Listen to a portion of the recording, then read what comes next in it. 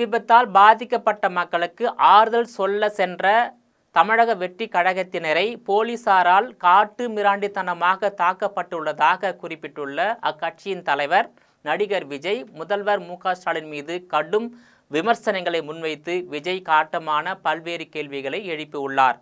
சென்னை வியாசார்பாடி முல்லை நகரில் திடீரென தீ விபத்து ஏற்பட்ட நிலையில் பல குடிசைகள் எரிந்து சாம்பலாகின.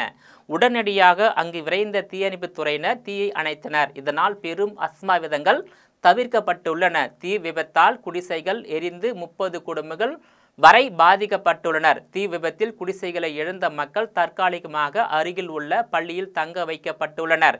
இந்நிலையில் தீ விபத்தில் பாதிக்கப்பட்ட மக்களை அவர்கள் தங்கியுள்ள பள்ளிக்கே சென்று தமிழக வெற்றி கழகத்தினர் உடை, போர்வை, பாய் உள்ளிட்ட அத்தியாவசிய பொருட்களையும் உணவுகளையும் வழங்கியுள்ளனர். அங்கு தங்கியிருந்த மக்களும் தாமாக முன்வந்து பெற்றுக்கொண்டதாக கூறப்படுகிறது. ஆனால் அங்கிருந்த காவல்துறையினர் தாவேகா நிர்வாகிகளை தடுத்து அங்கிருந்து செல்லும்படி கூறியுள்ளனர். இது தொடர்பாக கேள்வி எழுப்பிய தாவேகா நிர்வாகி கங்காவதி மீது தாக்குதல் நடத்தியதாகவும் கூறப்படுகிறது.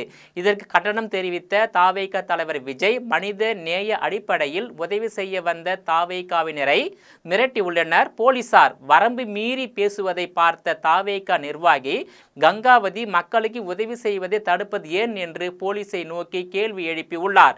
கொஞ்சமும் ஈவு இரக்கமின்றி கங்காவதியின் வயிற்றில் எட்டி உதைத்து கீழே தள்ளி உள்ளனர் காவல்துறையினர். அதை தடுக்க சென்ற கழக மகளிர் அணியை சேர்ந்த தமிழ் செல்வியின் ஆடையை போலீசார் பிடித்து இழுத்து தாக்கியுள்ளனர், தள்ளி உள்ளனர். காயமடைந்த தாவேகாவினர் ஸ்டான்லி அரசு மருத்துவமனையில் சிகிச்சைக்காக அனுமதிக்கப்பட்டுள்ளனர் என்று குறிப்பிட்டுள்ளார். தீ விபத்தில் பாதிக்கப்பட்டு குடிசைகளை இழந்து நிற்கும் மக்களுக்கு உதவுவது என்பது போலீசாரால் தடுத்து நிறுத்தப்பட வேண்டிய மாபெரும் குற்ற செயலா என்று கேள்வி எழுப்பிய விஜய் பாதிக்கப்பட்ட மக்களுக்கு ஆறுதல் சொல்வது உதவுவதோ கூடாது என்று காவல்துறை சொல்கிறது என்றால் அவர்களின் உண்மையான நோக்கம் என்ன என்றும் கேள்வி எழுப்பியுள்ளார். போலீசாரை பார்த்து நியாயமான முறையில் கேள்வி கேட்ட தாவேகா பெண் நிர்வாகிகளை பூட்ஸ் காலால் வயிற்றில் எட்டி உதைக்கும் ஆடை கிழியும் அளவுக்கு தள்ளி விடும் போலீசாரின் செயலை முதலமைச்சர் மு.க.ஸ்டாலின் ஏற்றுக்கொள்கிறாரா என்று கேட்ட அவர் இப்படித்தான் நடத்த வேண்டும் என்று மு.க.ஸ்டாலின் தன் கட்டுப்பாட்டில் வைத்துள்ள காவல்துறைக்கு உத்தரவிட்டுள்ளாரா எனவும் கேள்வி எழுப்பியுள்ளார்.